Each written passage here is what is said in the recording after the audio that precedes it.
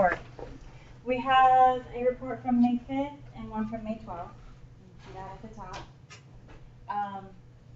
The last, if this was on like a live feed, like we were looking at it on the internet and so it's being updated continually, or on the TV where they have the live feeds, you know, on CNN. This would be the last trade that just, the most recent one that just happened for this stock. If this was in a newspaper or an archive, then this is the last trade from the previous day. So it depends on where your source of data is as to how recent that number is. It can be from the previous day, or it could even be from like a minute ago, just depending on where you're getting your data. The trade time, this is when the last trade happened, was at 4 p.m. So since it's at 4 p.m., I'm going to assume that means it was yesterday, right? The change. The change is the difference between today's close and yesterday's close. So at close of business, which in the United States is 4:30 Eastern Standard Time, we look at the difference between May 4th and May 5th. So the difference between May 4th and May 5th is that the stock went up $2.61. If we come over here to the 12th, we're looking at the difference between the 12th and the 11th. So between the 11th and the 12th, the change is negative, so it went down $1.55.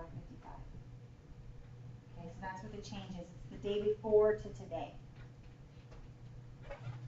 Our open, this is what the open price, so at 9 a.m. when the stock market opened, this is how much the stock was selling for. 52-week high, that's 1 year from today back. So the 52-week is always shifting because it's exactly 1 year from today's date back. So this was how high it was in the last year. This is how low it was in the last year. Sales in the hundreds. This will be either hundreds or thousands. It can be 10,000s. So this is 28,000 sales in the hundreds. So that's 28,000 times 100 sales of that stock for May 5th. The day's high was 52.60, so that was the peak that it sold at for that one day, and the day's low was $49 in this case. So that's how we read this information, okay? And then we can use this information to figure out other things, which is what we're going to do here. If we look at the difference between the high and the low price on May 5th, well, the high is this, 60.45. Whoops, wrong way. And the low was 43.60. Oh, I'm looking at the wrong high. Guys, catch me when I do that. 52.60 and 49.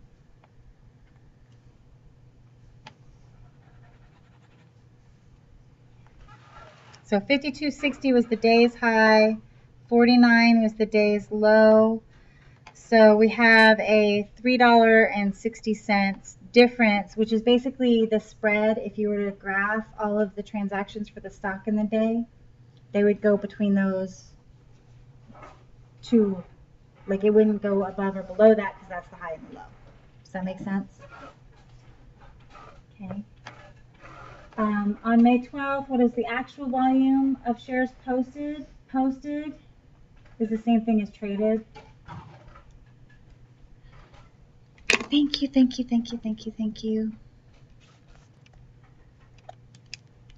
It's sales in the hundreds, right? We have 32,000 sales in the hundreds. So we're going to take that 32,000 and we're going to multiply it by 100, which is going to give us 2 extra zeros. So there were actually 3,200,000 shares sold. Okay, so this is the actual volume.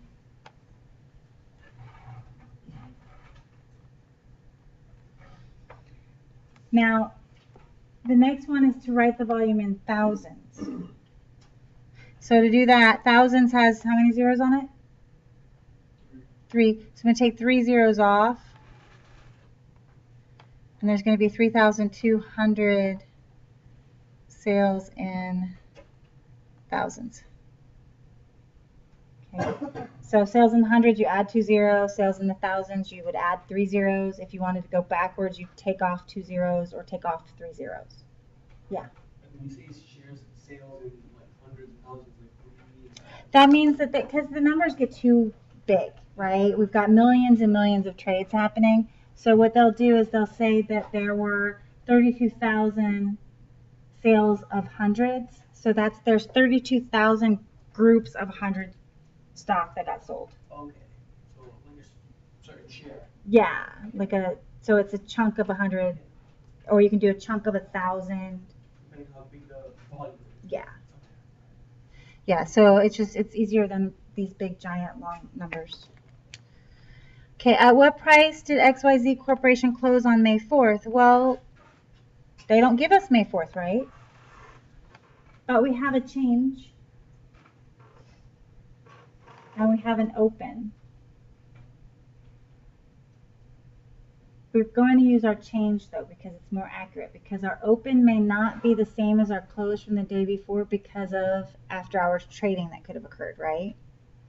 So we're going to use our change of 261 and we're going to use our last because we're looking at this as print and this was the last trade of the previous day. So 52.20 is $2.61 lower. No, wait, sorry. This is the last trade of this day. This is the last trade.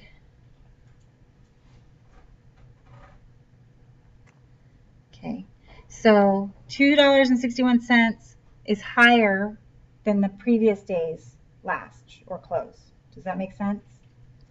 So today is 52.20.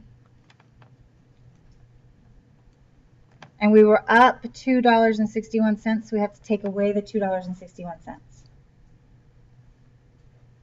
which I don't want to do in my head because I'd have to carry a zero, and I just really... 49.39. Really? 49.59. So close. Okay, now if our change had been negative, that means we've been down from the previous day, so we would add to find the previous day. Does that make sense? So like we could find the close for 5/11 by taking our last and adding our change because it was negative.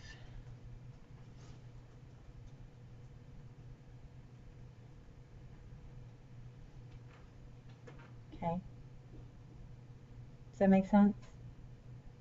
Because we went down from the 11th to the 12th, we went down $1.55. So on the 11th, it was $1.55 more. From the 4th to the 5th, we went up $2.61. So on the 5th, it was $2.61 less.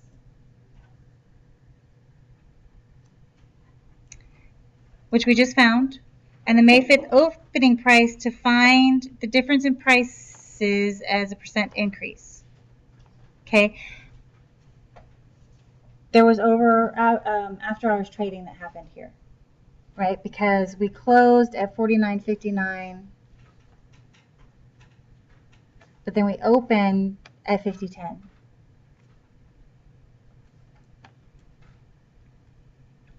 And the only way there's a difference between these two numbers is if something happened overnight, somebody did a stock transaction. If no stock transactions occurred after hours, the numbers will be the same. So back before computers, the numbers were always the same. But now we have computers, so after hours trading can happen. So what we do to find a percent change, you do the new minus the original, and you divide it by the original. Okay, this is for percent change. And that's for percent change of anything. It's always the new one minus the old one divided by the old one. So you can apply that to all kinds of stuff. So our open is our new. Our close was our old, or original.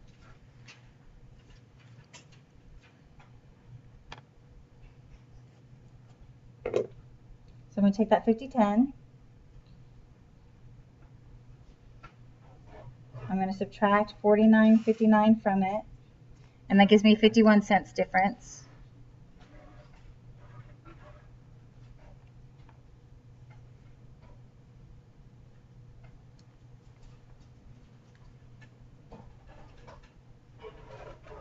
Okay, so it gives me 0.0103, which is a 1.03% increase. And it's an increase because it's positive, because I went up, right? If I always do new minus original divided by original, if it's gone down, it'll give you a negative, which is a percent decrease. Okay, and this stuff happens. The corporation announced a decrease in earnings, which causes their stock to drop. Because people go, oh my God, they're not making enough money, and they panic and they start selling. And when a lot of people start selling, it drives the price down. So we're going to express that from May 5th to May 6th. We're going to find the change and then express it as a percent. So on May 5th,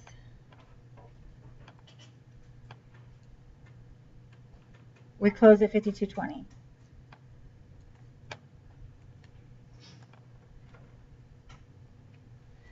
On May 6th, we're at 44.37.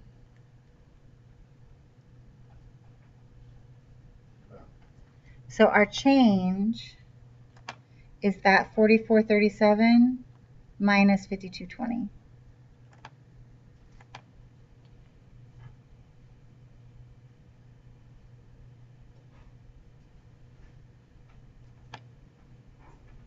And you know what, if I would type it into the calculator correctly, I would probably get the right answer.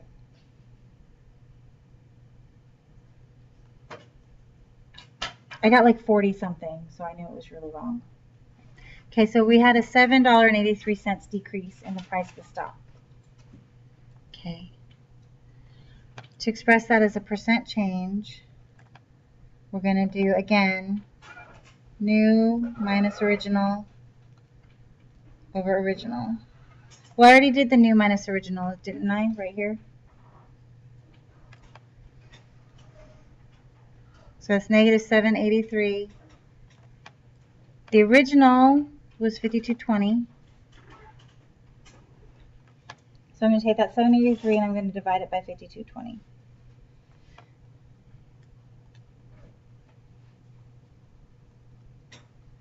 So we had a 15%. Get into some more of the complex formulas. So the first thing you do is whatever is in parentheses. The second thing you do is the exponents. The third thing is to multiply or divide. And finally, add or subtract.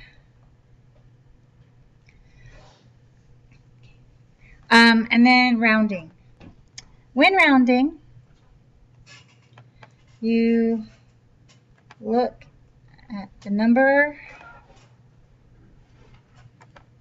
to the right of the place value that you want to round to. If it is 4,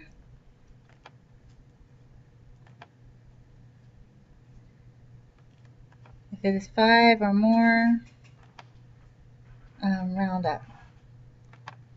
There's a phrase that I never remember. Yeah. So, for example, if I want to round to the ones place, I'm going to look at that 9. The 9 is bigger than 5, so this would be 368.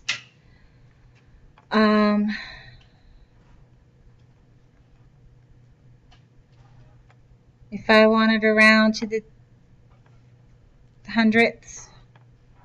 I'll look at this. No, I don't want to do that. I'll run around to the tenths. I'll look at this one. So that would be 35.2. Good? Okay, stock chart is just graphical information. So it's pictorial, or it can be a line graph, bar graph, pie chart. The two most common for stock data, you get a stock bar chart or a candlewick chart. Candlestick, not candlewick, sorry. Okay, the stock bar chart is a really common one. Okay. You get two graphs. The top shows the price data. That's this part. Okay. And the bottom shows the share volume.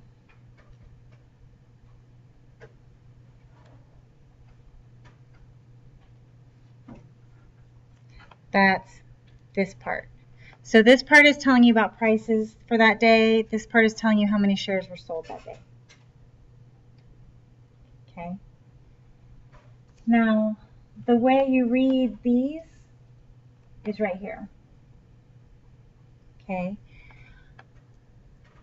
You draw a stick between the high and the low. So if we looked at that example from XYZ Corporation where we had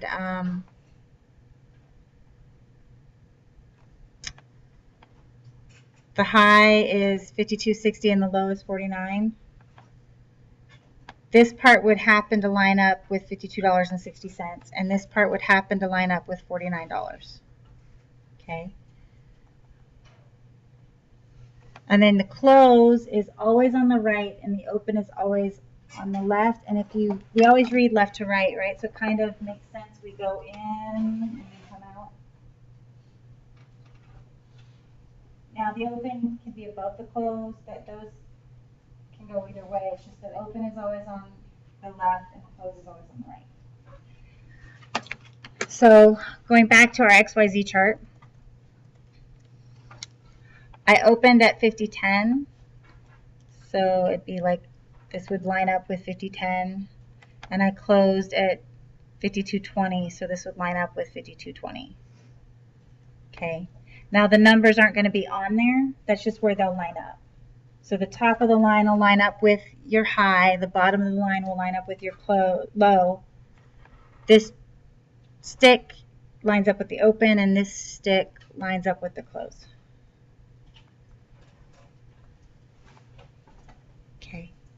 And you can use these to kind of, as you go over time, you can see how the stock is doing.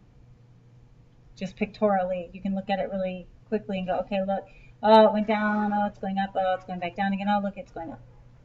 See?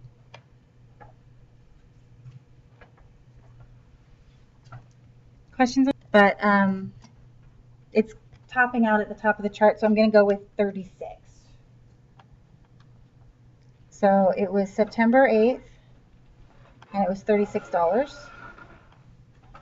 Okay. Which day has the lowest low price? Yeah, 15th. Here's the 14th, so that's the 15th. And what do we think the lowest low price is?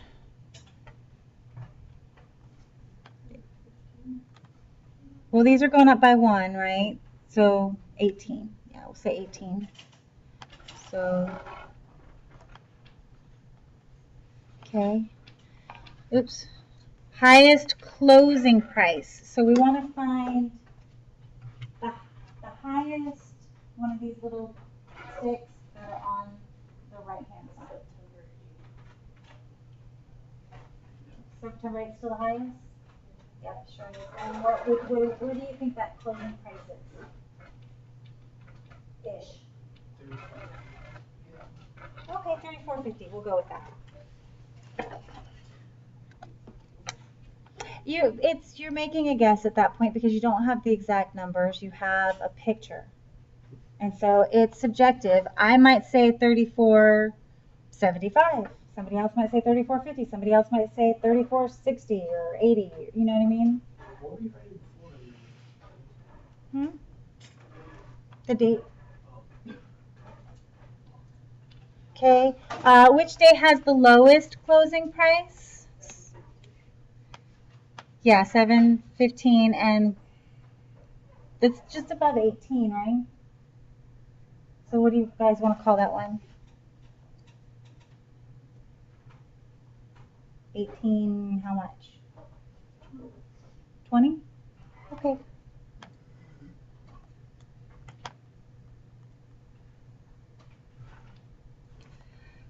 Okay, September 8th until the end of the chart, we want to figure out how many shares of stock were sold. So if we look at this, September 8th, 160 million. Okay, so I'm going to write 160.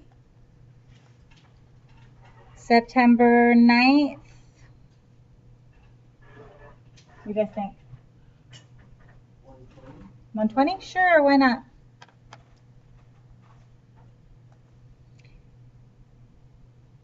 Next.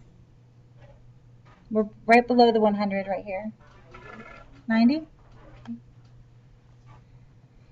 Then we go, that looks like it might be right on the 100, doesn't it?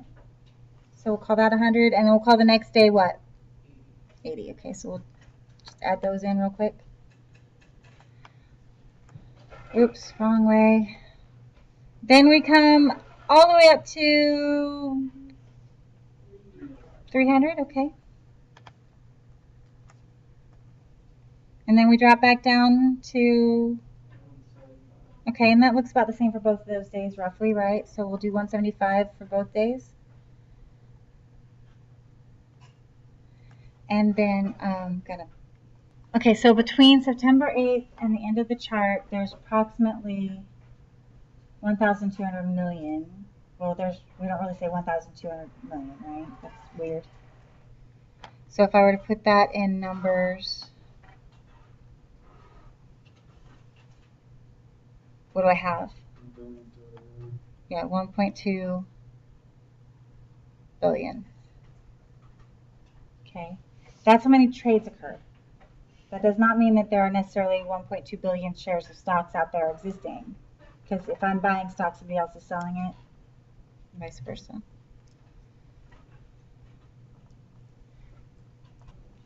Okay, so we're gonna draw for our top and bottom, and then we're gonna put a scale.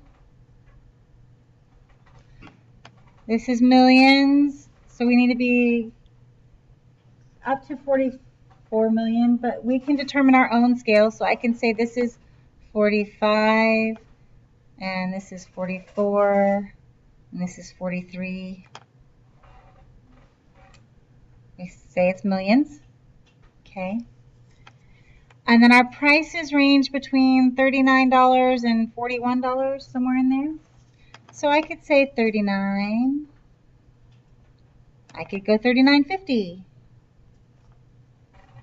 40, 40.50, 41. You make your own scale and you make it fit for you. Okay, oops. Our high and our low determine the top and the bottom of our line. Our high is 40.65. So I'm going to say, what, there-ish maybe? Or maybe a little closer to the 40.50, so maybe there-ish. Our low is the bottom of our line, so figure out where the high and low are and draw a line. Open comes in from the left. Close goes out from the right. And then for the volume, you draw a bar or, a wavy bar, and you color it in.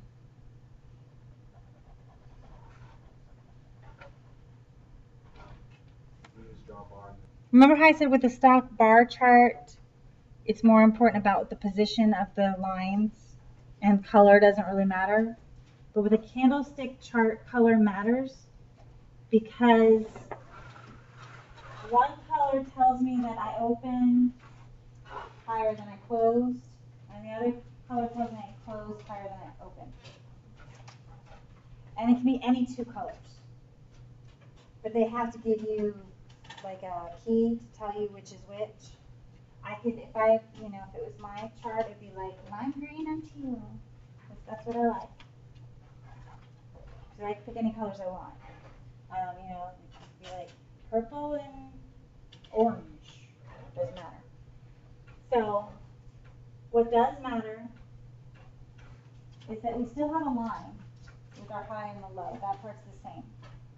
And we still figure out on that line where the open and closes, the difference is instead of having a little bar, we draw a box. And then the color of that box tells me if the open was higher or if the close was higher. And that box is called the real body, and then the lines are called the upper and lower shadows. Not that is that important. Okay.